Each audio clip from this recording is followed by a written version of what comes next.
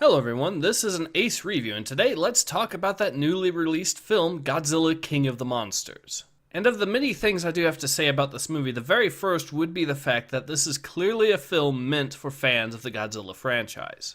And I mean this not only by the fact that some of the plot points of the film actually come from several different Godzilla movies, with throwbacks to films such as Destroy All Monsters, Godzilla vs. Biollante, Godzilla vs. Destroya, and even a little bit of Godzilla vs. King Ghidorah thrown in for the mix as well. In addition to that, there's also quite a few Easter eggs that relate to earlier films in the Godzilla franchise, such as the fact that the humans originally referred to King Ghidorah as Monster Zero in this film, or the fact that a surprising amount of this film's soundtrack is actually remixes of themes from various monsters within the franchise as well, which fans will once again be able to recognize almost instantly. With that out of the way, I think it's a good time to actually delve into the plot itself.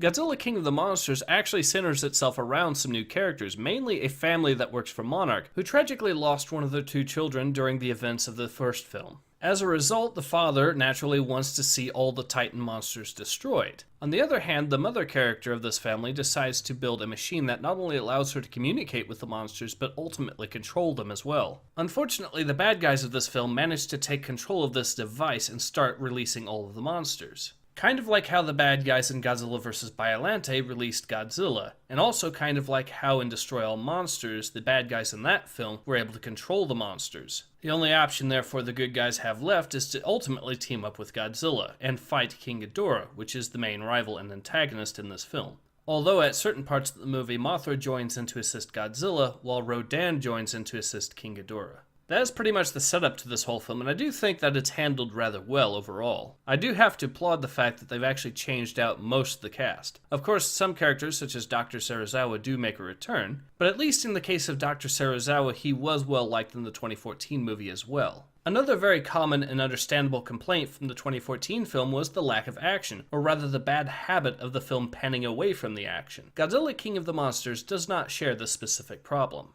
There are multiple fights during this film, and they do actually focus on the monsters for the most part. And in a lot of cases, they also show the fights from the human perspective, i.e. right under the monsters, which actually gives it a rather epic feel overall, as it should. However, this isn't to say that the film is perfect. This is definitely one of the movies where you kind of need to turn your brain off during certain points of it. But then again, this is an action film, and that should be kind of expected at this point.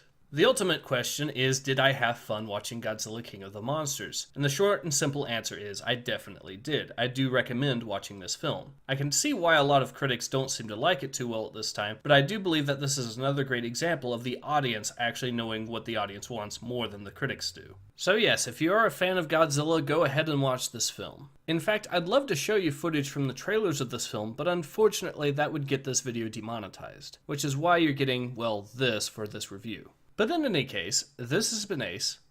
Hope to see you guys again soon. Take care. Ace out.